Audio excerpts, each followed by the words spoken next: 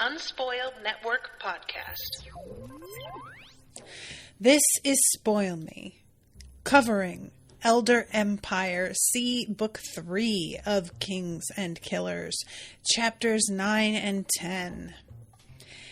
In these chapters, so first of all, the crew that has taken the crown actually works for the Sleepless, which I should have seen coming and did not. And then we get our conversation between Calder and Ozriel. Welcome to Spoil Me.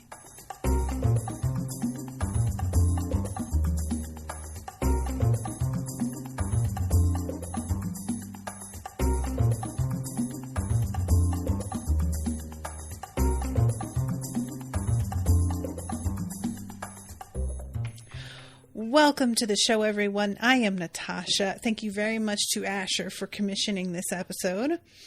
Apologies for those of you who might be listening to this after the fact, but there is a lot of activity happening right outside my window, including a chainsaw and a pneumatic paint machine. A lot of stuff that's going to be making noise. My apologies for that, but I can't do anything about it. So these were some really, really riveting chapters. I want to say that when I say I didn't see the Sleepless coming, I do not mean that within the scene I wasn't on to what was going on. Once it was described that they were making weird monocle size like movements of their fingers around their eyes, that was what I immediately was like, okay, this is a signal. But when we are told that there are people who have been like sent to get it, it didn't enter my head that maybe they had their own ulterior motive that they were dealing with, you know? So, all right. That fucking chainsaw, you guys. I'm sorry. I don't even know. You may not be able to hear it almost at all, but it seems so loud to me. So, chapter 9, Jerry is saying we have to like hurry up and get to the tower. And Calder is the one who is just expressing some caution here. He's like, it's going to be dark pretty soon. And if there are more of these weird little spawn, it's going to be a real problem for us. And Jerry is trying to say there's only one on the island, maybe.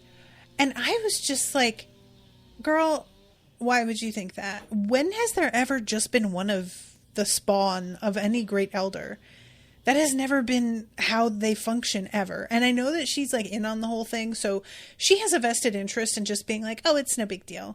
But even so, despite being one of the Sleepless and believing that like the Great Elders are beings that they can learn from, she knows that the spawn are dangerous. They don't necessarily give a shit if you're part of the Sleepless. So they're not going to like spare you.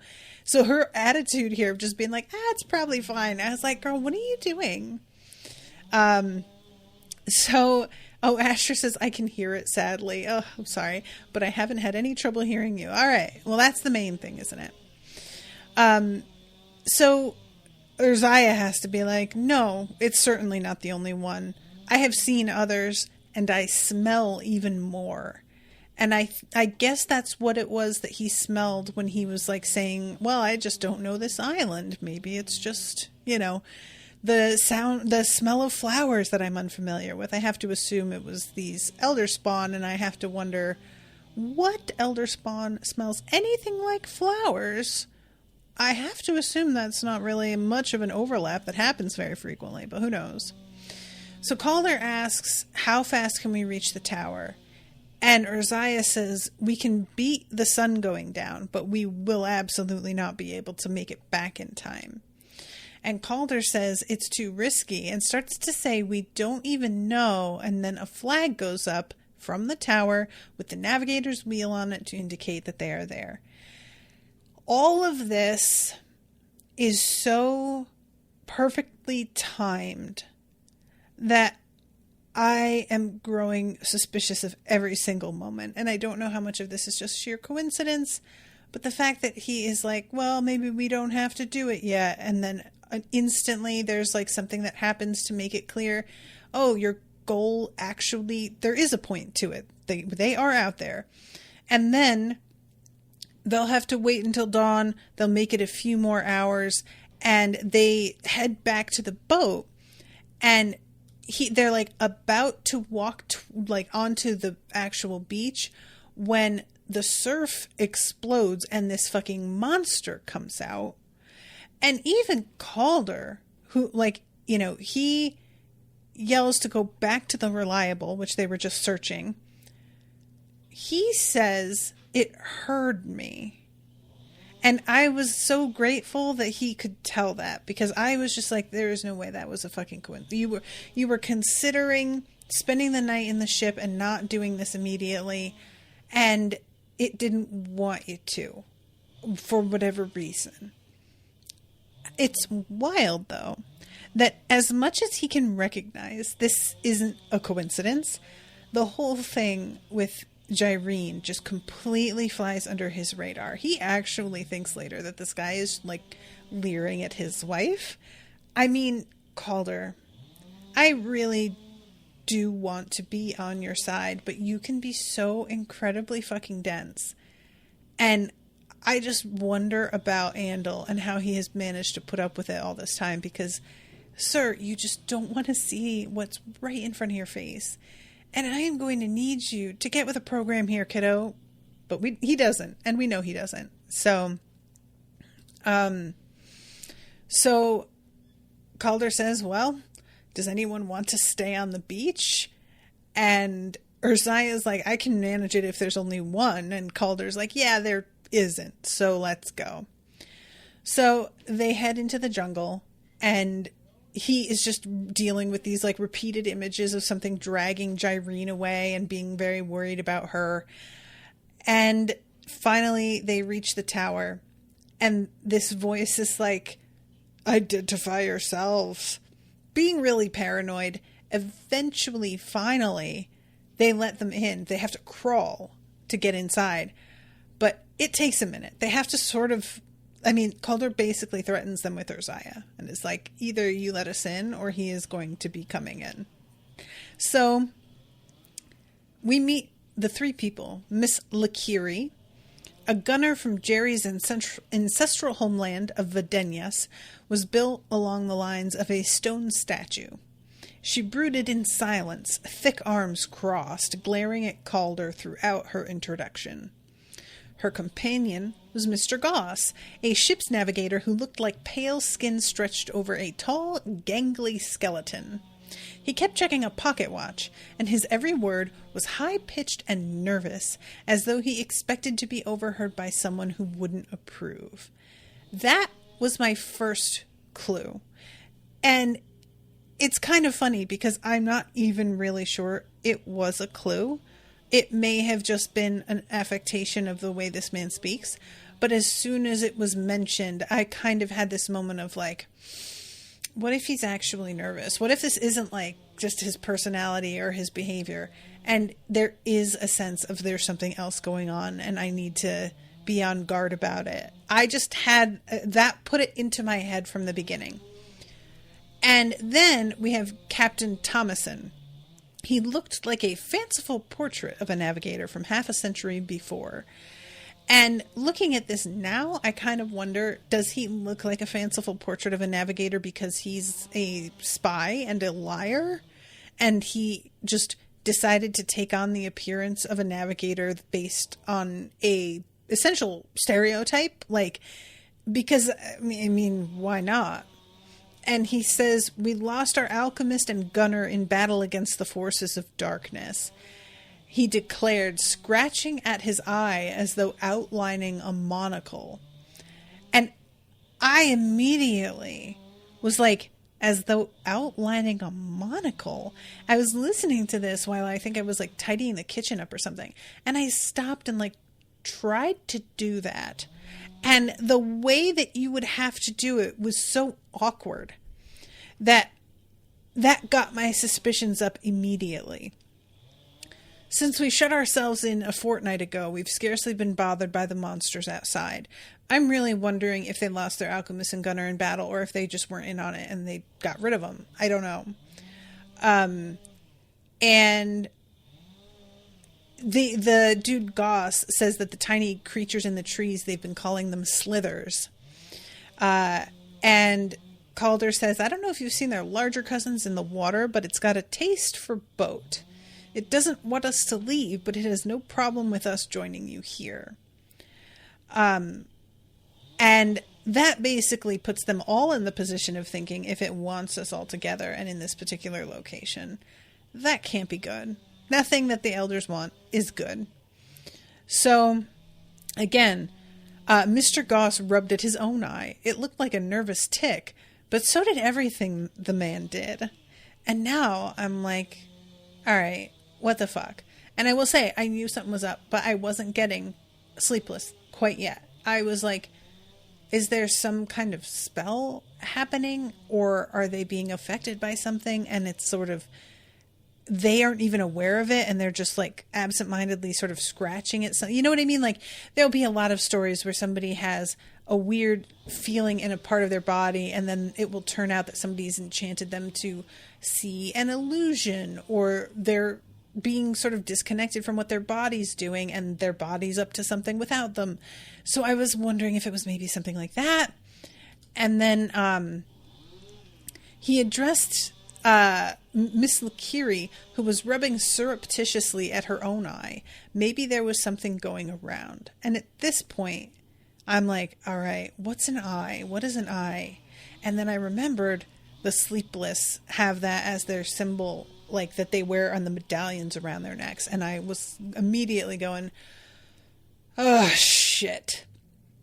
I thought that Calder knew about what that meant at this point. And I think he does. And it's just kind of slipping his mind because he's got a lot of other stuff going on. But I really wanted Calder to fucking get this. And it killed me that he doesn't. So he says, we just have to launch for open water. If we get close enough to the testament, I can take care of them. Because he's thinking that he can just use the Liathatan and eat them. And Thomason says it's too dangerous. It's far better to remain safe here and wait for guild reinforcements. And Andal rightfully is like, you mean like us? That's us. What are you expecting to happen? And he essentially doesn't answer the question. Thomason just sort of dodges it and is like, well, you just want to run out there into their mouths, their open mouths, and I'm not doing that. And I'm like, you are waiting for somebody else or something else to happen. What's up, sir? So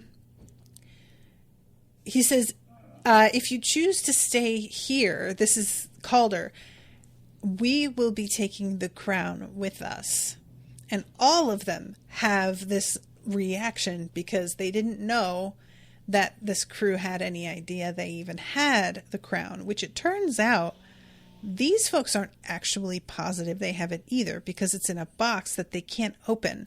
So they're assuming it's in this box, and we know it is, but it isn't like none of them have had a chance to like touch it or read it or anything, you know?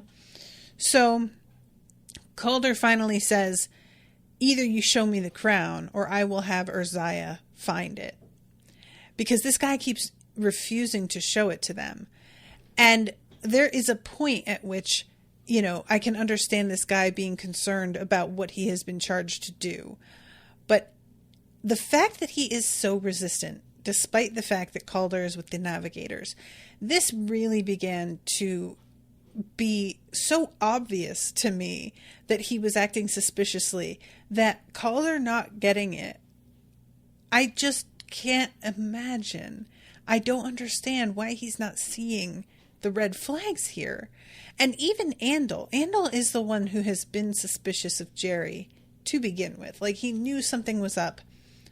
I really wanted Andal to like say something about this, and he doesn't seem to think anything. There's no signal coming from him to Calder.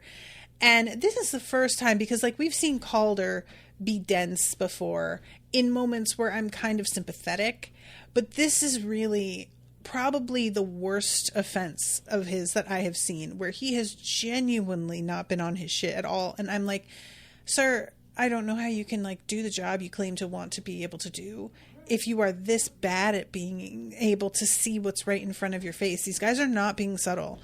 And even like Jerry later is saying to Thomason, sir, you had no discretion when you did that at all. You need to be better at this. So then we have the moment where he shot a quick glance at Jerry that Calder suspected he wasn't supposed to notice. And he thinks this means that the guy is hitting on her. Like, Calder, bruh, what are you talking about? Sir. So, finally, we jump over to Jerry's POV. They set up like a watch schedule. We go over to Jerry's POV. She waits for Calder to be asleep, and then she goes over to speak to Thomason, who is rearranging explosives and is sweating because he is clearly very nervous about handling this stuff. And yeah, you signaled me and did it with the subtlety of a baboon. I expected your entire crew to be loyal. I didn't think my message would reach only one of you. And she says, how did you mangle things so badly you wound up in this situation? And he says, we docked with this island as an agreed rendezvous point, but there were other parties interested in the cargo. We were provided with a breeding pair for just such an eventuality, but we were not apprised of the dangers.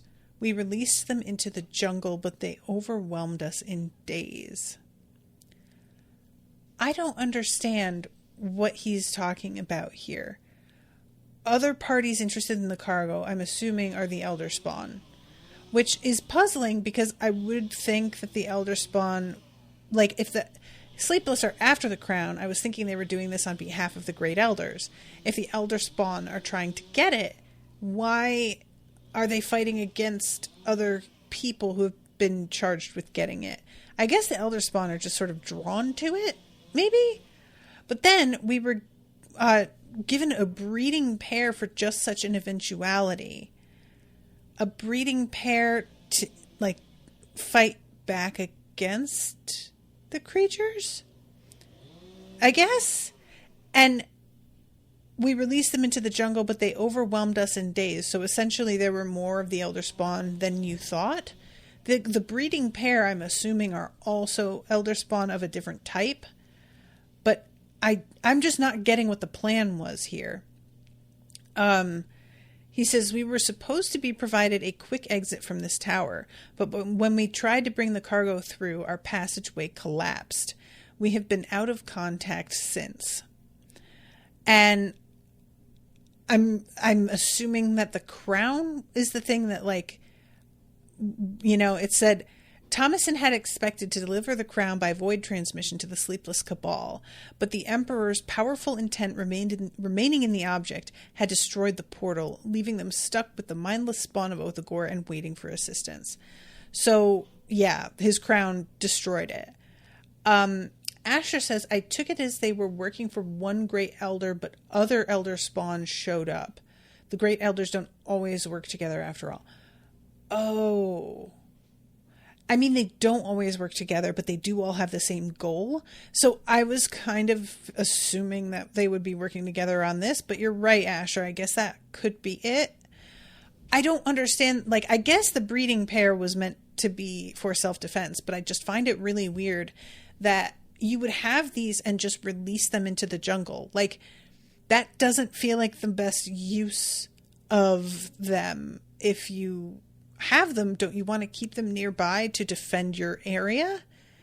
I don't know if he makes it sound like releasing them was purposeful, you know? So I'm just like, what are you doing?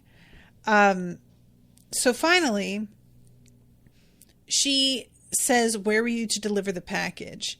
And he says the head office, they were to donate it to a private collection, which she is assuming is Kellerak. There were those who said anything thrown into the Aeon Sea went into Kellerak's collection. Even Calder believed that. In reality, it depended on which of the Great One's influence was stronger in the area. Here, if they tossed the crown into the water, it would more than likely end up in Othagor's claws. Okay, so that supports your theory, Asher. That makes sense. That was something no one wanted, least of all the Sleepless. They could learn from Othagor, but he saw humanity as no more important than frogs or spiders.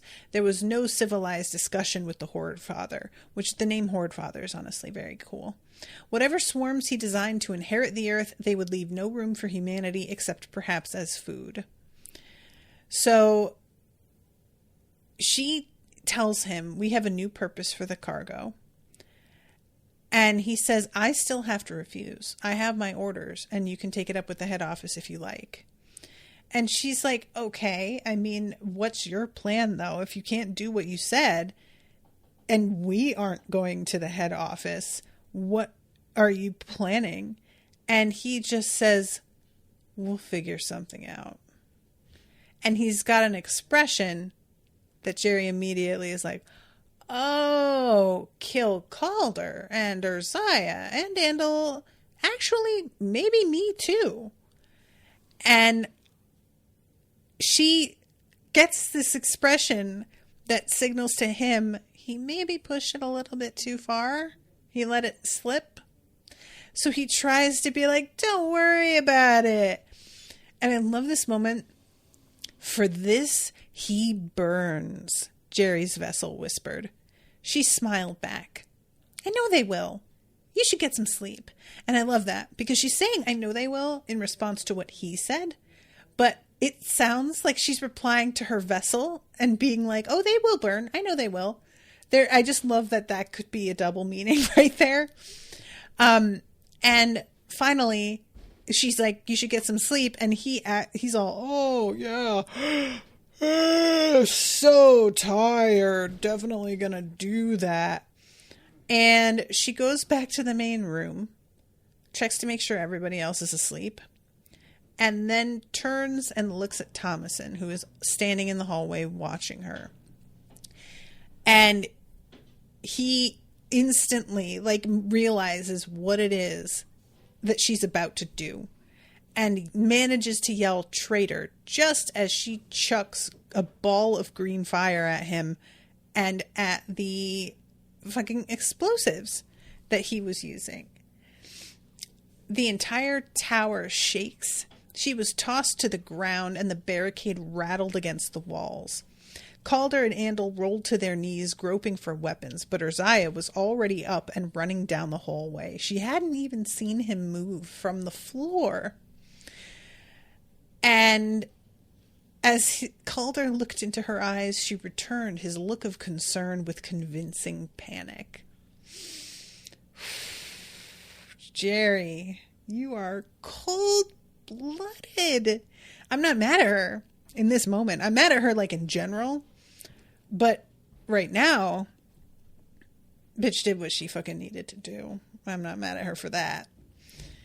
So then we go to chapter 10. And it starts with a quote from the Emperor. Who are those who watch from beyond the borders of our world, and why do they not save us? And we get a kind of answer. So Calder is on the Optasia, and he is drifting in this darkness, and he sees this being in front of him. And I can't help but laugh because the description that he has of this man, who is Ozriel, is the kind of description that I think Ethan would have just been so pleased by. He had a handsome face, eyes of such an intense blue they didn't seem human. Age had not marked him at all. He seemed perfect, like an impossibly detailed sculpture of the ideal form of a human. And I was just like, oh man, don't say that shit out loud. He will preen and it will be insufferable. What I really enjoy about the way that Will White wrote Ozriel and Ethan is that you can see the shadows of Ethan's personality in Ozriel, but he does feel like a distinct other person. And it's really interesting to get to see Ozriel in this sense from the perspective of somebody who hasn't got any baggage surrounding him. And like, if Lyndon were to meet him, he'd see him as Ethan, but different. It would be like, he wouldn't be able to help. He'd be like us, you know, sort of reading into some of his behavior because of what we got to know with Ethan. And even being with Suriel, she knew Ozriel before and remembers who he was, and that informs the way that she sees him. And it's unclear the timing of this, but this is before he bailed. So I know that Will has not wanted to commit to a timeline, and I sympathize. That's fine. But it's just really fun to see him from the perspective of somebody who has no idea what he does, what he's capable of. It's really interesting to know that in Cradle, everybody is pretty much aware that there are like beings in the heavens. They're not relevant to most people's everyday lives unless you are advancing enough that you can consider ascending, but they know they're there. And other than Lyndon's people, of course, I don't know what they knew of anything in that regard. But Calder's universe, it doesn't seem like anybody knew these people were out there except for maybe the Emperor and the regents, probably. So I find it kind of fascinating that Calder manages to have this conversation with Ozriel on using the Aptasia when the Aptasia was the Emperor's, and he never got to have this conversation with Ozriel. I'm not sure why that is, if he just never bothered connecting in the way Calder is, because there have been like really specific guards put in place to keep Calder safe that we know that wasn't the intent of using the Aptasia for the Emperor. So perhaps it was simply that his mind never traveled in the direction that Calder's does, because he has a very specific objective here. And so the Aptasia responds so completely to what your intent is that maybe he just never, or it's possible that Ozriel wasn't as involved and like available because things hadn't progressed as far as they have now. And the fact that they have started to break out has gotten his attention, and he's hanging around and more prepared to have a conversation because it's like on the edge of becoming a real problem. But either way, he beckons Calder, and immediately they are in a room. Each of the 4 walls, floor, and ceiling were made up of stained glass depicting the same figure in various scenes. In one, he stood atop a rock in a sea of wheat, hauling back a huge scythe for a great swing. On the ceiling, the same figure held a ruby planet in his right hand and an emerald planet in his left, while behind him a great sapphire river flowed like a ribbon. What is that? I want to know what that is. Whoever this was, he was very taken with his own deeds. And he says, I am he of the name Ozriel, which is my identity and my purpose, and that which you can call me. His accent was all wrong, like nothing Calder had ever heard. And the way this is done in the audiobook is really interesting. Travis Baldry reads the words, but he inflects them in this strange way that really reminded me of like the backwards talk that's been reversed for Twin Peaks. Those of you who are familiar with that, very unsettling. There is something about sounds that when you like really listen, you can tell there are words in there, but none of it's being said in a way that like people talk, So he says, my name's Calder. Do you understand me? I don't know. Where am I? And Ozriel says, sorry and apologies. The fault is not held in your hands. Speak more if your will aligns with mine. So he keeps talking, explains who he is. And there's a moment where he's like, again, can you understand me? And Ozriel is sort of paused and really focused. And then finally says, there we are. Is that better? And Calder is like, whoa, now you sound like you just could have grown up in the Capitol. And he thinks that maybe he used, like, read Calder's intent to get the language. And he asks about it. And Ozriel says something like that. We had the language of your world stored away, but such things change over time. Hearing you speak helps me connect with you and your knowledge, since your world is usually cut off from me. I might have only moments, but I must know. Who are you? I am Ozriel the Destroyer. He sounded a little too light-hearted for a man calling himself the Destroyer. 8th Judge of the Court of Seven, and the end of all that was, all that is, and all that shall be.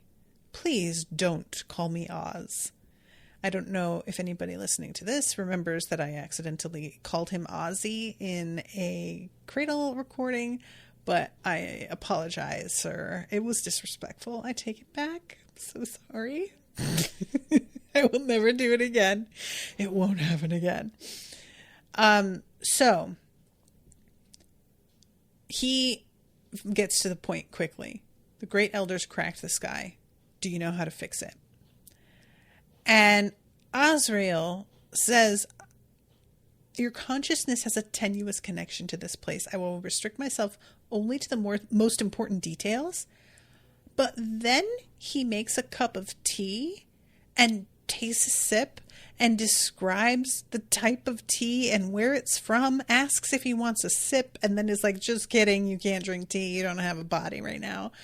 And I'm like, Oz, he said not to call him that, and I went and did it. I'm doing it. I don't care. I can't understand how you just got done saying, I'll stick to the most important details, and then you do this. What are you doing? And Calder, understandably, is getting a little bit irritated and says, I don't know if you get your thrills by flaunting your knowledge. And I was like, oh, he does. Calder, you've been in this man's presence for 5 minutes and you already know exactly where he gets his thrills from. Shit. Calder read him like a book. That was really quite good. I should also mention, when Ozriel is drinking this tea and mentions that Calder can't have any because he doesn't have a body, he sips it and says, thank you, physical human tongue. I have never been so grateful for your tangibility. And that is low-key something I plan to say the next time I eat something really good. Thank you, physical human tongue. Everybody around me will think I am a fucking alien. So, yeah, he says, kill me or help me, but stop wasting my time. And Ozriel explains he acts this way because it's funny, and he just likes a little bit of a bit every now and then. And also, he wants him to understand that he can relax because Ozriel is protecting him. And just as he says that, Urgnaut's like brushing up against Calder's consciousness and is like, oh, he fucking found me. And then Ozriel is like, hold on a second. And he looks out at Ozriel and says, I've never seen trash so eager to be burned. Yo, that is a hell of a line. That is like the kind of line that you could use in a comment section where you could just I tuck that away. Physical human tongue and tangibility plus trash eager to be burned are going in that little to be used later pouch. So he projects his intent and Calder is just like overwhelmed, but it's not the same as it is with the Emperor. And then there's this like scream in the distance, and the shadow retreats. Ergnout, the creeping shadow, drew back like a whipped dog. And Calder's like, yo, is he afraid of you? And Ozriel's like, he better be. And then explains. What you call great elders are what we call class 1 fiends. I like your name better, incidentally. They were named before my time. Anyway, they are inmates in this prison, and they want to escape. And they're trying to break out. And then he explains. And before I get to the explanation of these 3 options, I want to mention, on my reread, there is, on the reread of Cradle, there is a moment where Ozriel is looking at a planet and talking about how there were these like unthinkable fiends trapped on the planet, and describes it as a prison planet. And it occurred to me that that was Calder's and Shara's universe. And despite having done that reread, it still didn't really occur to me. She's calling it a prison planet. I'm still not connecting with the fact that they just want to break out of jail.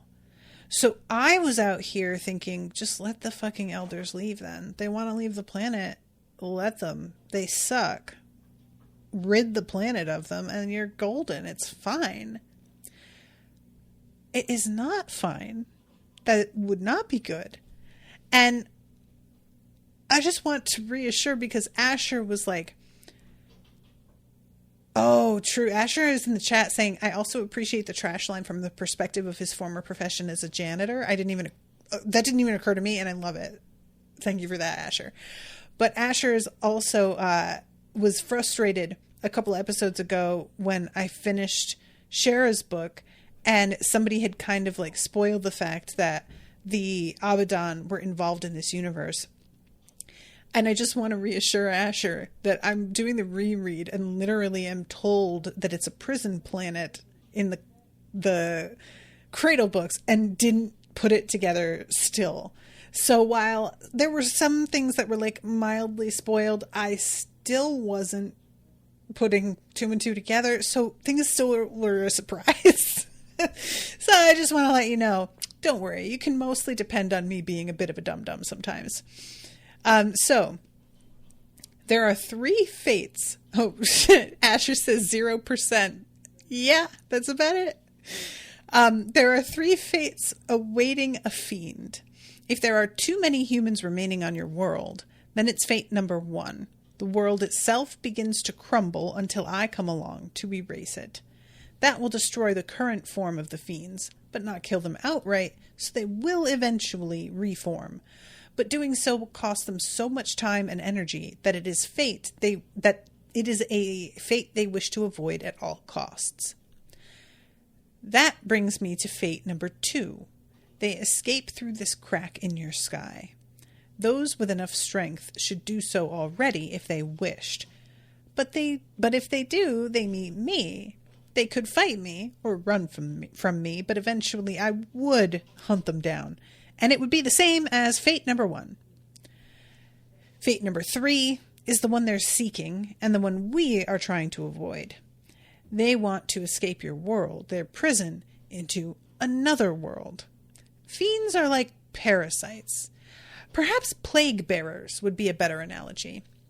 If they escape in the right way, they can spread to a perfectly healthy world, one that I would hesitate to destroy or one that I couldn't destroy, either because it is too valuable or because it is so old and strong. And when Calder asks how do they escape in the right way, he says they require human intent. They will prepare human vessels for themselves, possess them, and leave their prison behind. They would require human intent to cross the way between worlds with intention. And he describes preparing a vessel as being something like a soul-bound object like a soul-bound vessel for a human being on Calder's world, and is like, it requires a kind of connection, and the deeper and longer that connection has gone on, the better it will be for them. They'll also be more powerful in human form, but they don't take the bodies over until they're ready to leave. And Calder's like, why? If they're powerful, why wouldn't they just do that right away?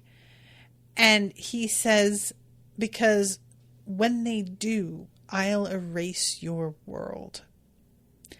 I am sorry, but it is the least harm for the greatest number of people. If it looks like any Class 1 fiends will escape in human form, I will remove your entire world from existence. In fact, I was sent to destroy you already.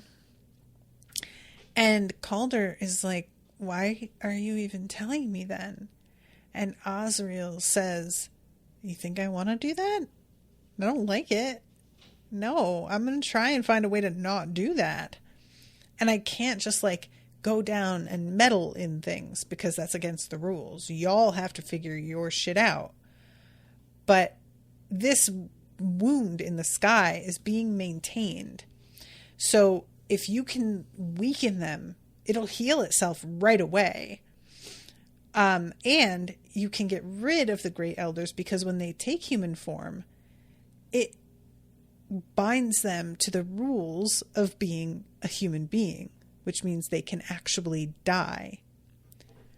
And if they escape, I'll have to do my job. I try to avoid that whenever possible. Do what you can to keep me unemployed, Calder Martin. And this just sucks. You know, like, what's interesting about this is that the great elders are really giving Dread God vibes because they don't really die in a regular way. The Dread Gods, we know what causes them and what can get rid of them. So it's not a same situation. But I wish that we got to learn a little bit more about where the great elders come from. Because we know enough about the Dread Gods to understand how they sort of come about and how they would eventually disappear were the circumstances right. But the fiends, as he calls them, I am not clear how they wound up on this planet. Like, they infected it, or he's talking about them as plague bearers. I'm assuming that they like came from somewhere else. And how do they choose where they go? Why wasn't it possible for the Abaddon to protect this planet and stop them from coming in? Or, you know, like, just there's a lot of questions I have about handling them.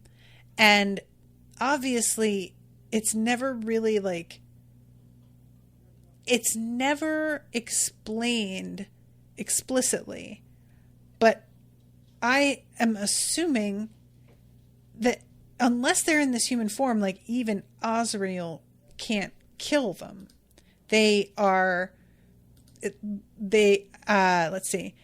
Not kill them outright.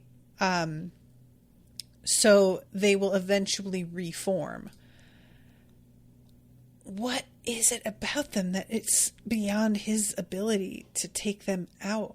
I mean, he has this destructive capability beyond anything they've ever seen. And the fiends get around that. How is that possible? Asher says, I got the impression they were put there by the Abaddon. I was wondering that. I think there have to be people there to keep the planet connected to the way, yeah, and keep the planet alive to continue to be their prison.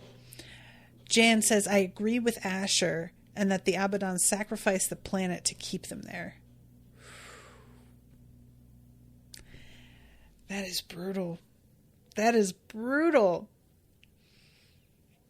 I mean, that's basically like what a part of my mind was thinking, but I just didn't want it to be that, because every human being born there is just, they've just got the worst luck. Like, it's so unfair. Ugh.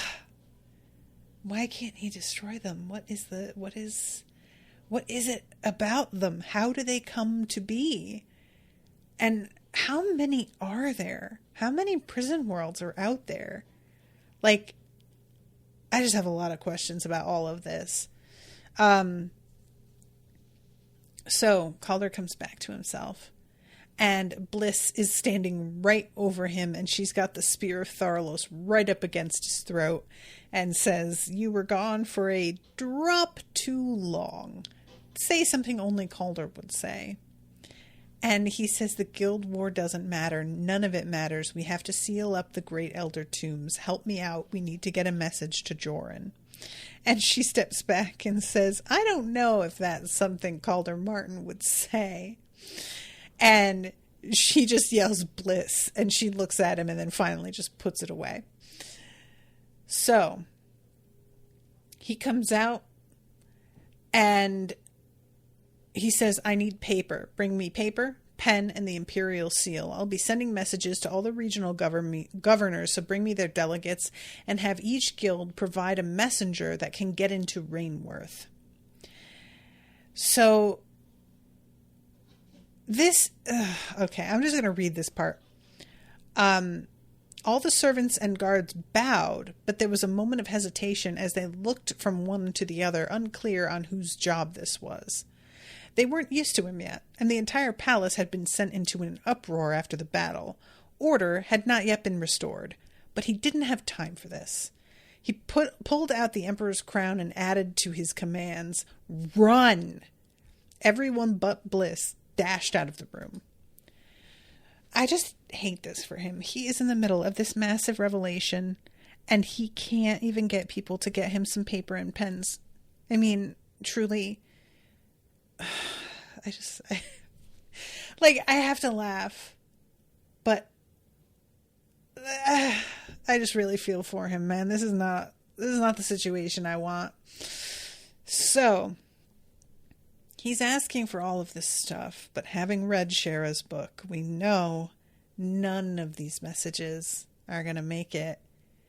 And so he's saying this, and I just have this terrible feeling, because I remember how deeply disturbed he was to find out that nobody had gotten his message.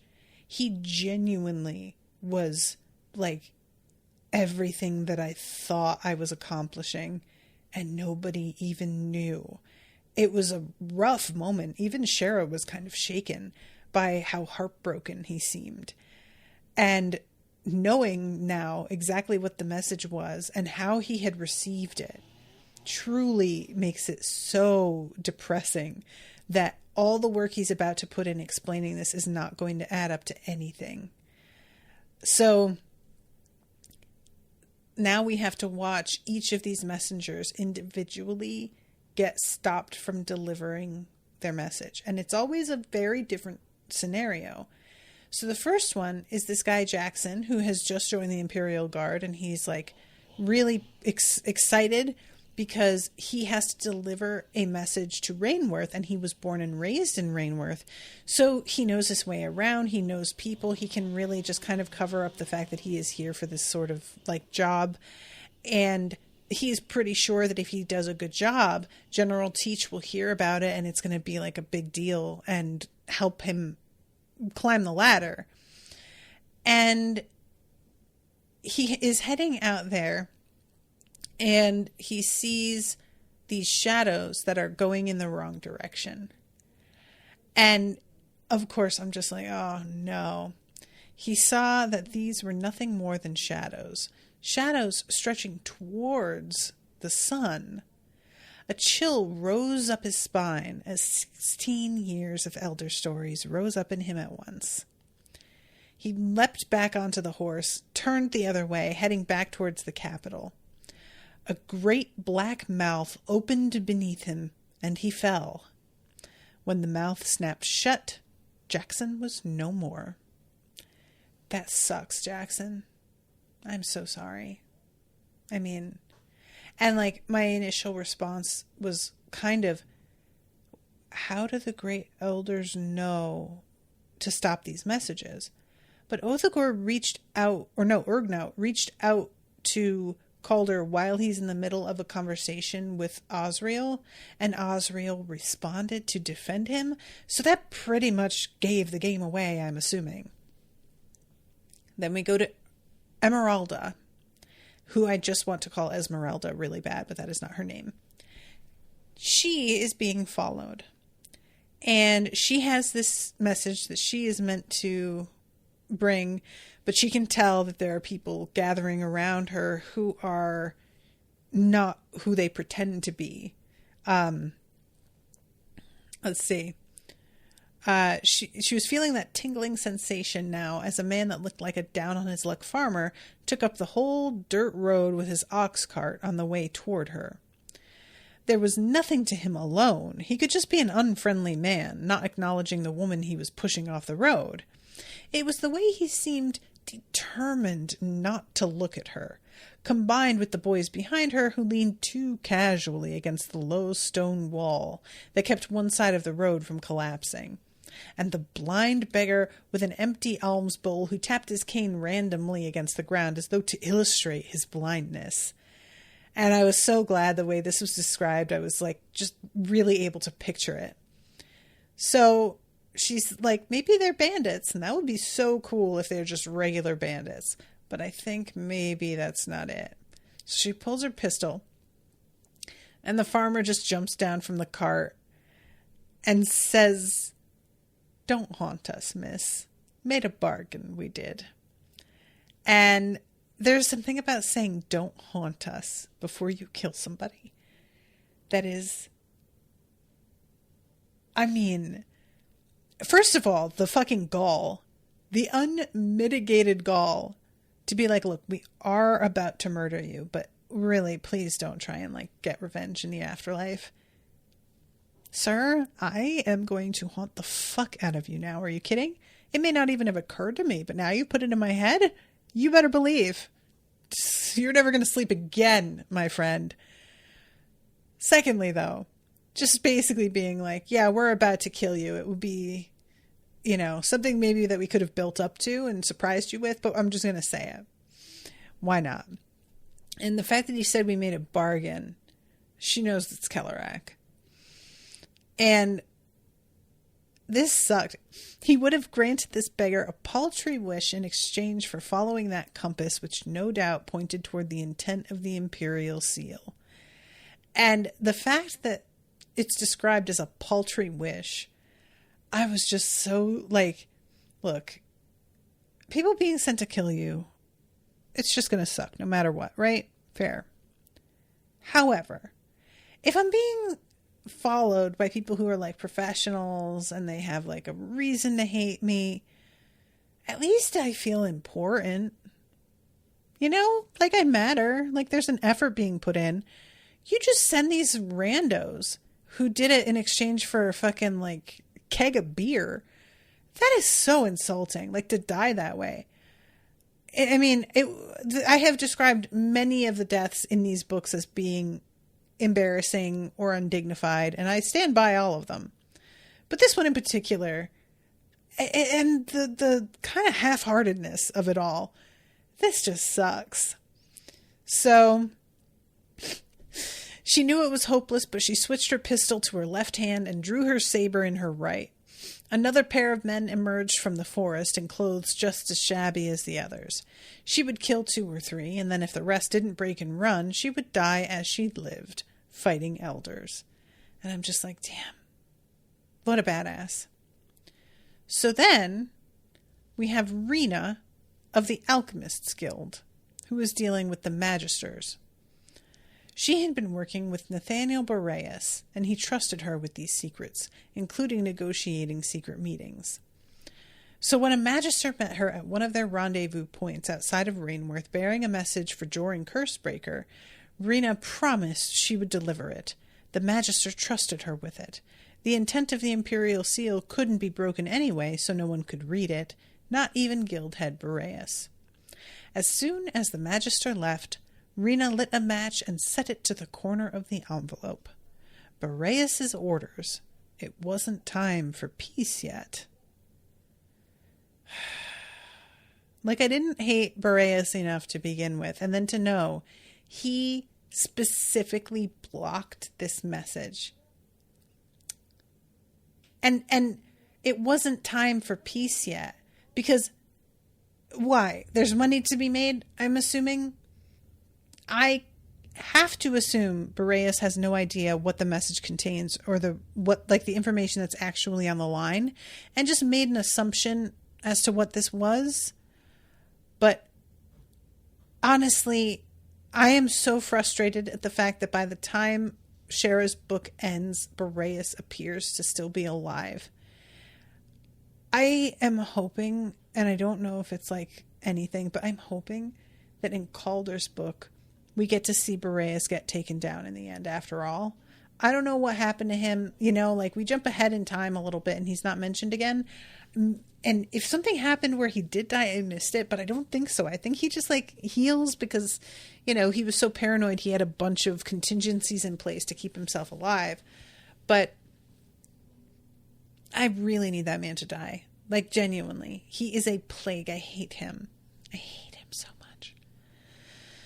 So that is the end of the chapter. And we are left here knowing that poor Calder is carrying the weight of this message that he thinks is going to be getting to people, and that they're going to be like amassing and coming up with plans to work together because they all now understand what's really at stake. And in fact, nobody is going to be doing that. And I really feel for him. He did his best. They need better means of communication in this universe. Honestly, what would be kind of cool, and I don't think that this really like would necessarily work either, but it's interesting that all the messages are kind of like guarded with the intent of the seal so that other people can't read it. I am not entirely certain that having it so that people can't read it is the way to go. What if everybody found out? Would that be such a bad thing? I don't know. Maybe it's just the fact that like everybody finding out that their planet is a prison planet would cause chaos. I'm not even sure that information was included, to be perfectly honest. But I just feel like the more people who know that the great elders can be defeated if they take human form, the better. It just feels like good info to have. I don't know. He should go to the news sheets and have that information spread there, you know? But who knows if they'd believe it. It's too late now. But I really do feel for Calder, because this meeting with Ozriel, oh my God, Ozriel, is, if he continues to rule, which who knows how that's going to go for him, but I'm assuming he does. How do you rule knowing this is possible? Like that this is your planet, you know? Just like, how do you go on? What point does there feel like there is in things? It's just such a big idea, and it's depressing, you know? And obviously when I say what point is there to things, there is still a huge point, because you're still living your own life, and there are lots of people on this planet who evidently have managed to basically never encounter elder shit almost at all. So it's not impossible, but you know, I can't help but look at it from the big picture perspective and be like, what would I even do if I found out about this? You know, if I discovered this about our planet, for example, it would make a lot of things make sense. I will say that. I would suddenly be like, okay, now see, I get it. Okay. I would feel like, oh, the gaslighting is finally over. I knew this place was trash. But otherwise, I don't know what I would do. But yeah, so that's it. I'm going to take a look here. Okay, so next episode next week is chapters 11 through 13. So we're doing 3 chapters next time instead of just 2. I'm pretty excited. I feel like now that Calder has this info, we're going to be cooking with gas. Up to now, a lot of what has happened has pretty much been things that we were sort of aware of because of Shara's POV. And now I'm really curious, because we're going to be coming up against her assassination attempt. And I have to assume some of whatever's going to happen with that is related to him having info from Ozriel. I don't know. But clearly, this is going to somehow inform what happened there. And I'm really looking forward to finding out about that. So, all right, I'm going to wrap up. Thank you guys again so much for hanging out with me. Thank you to Asher for commissioning this episode. Appreciate you a lot. And I will see y'all soon with a new one. Until then, toodaloo, motherfuckers.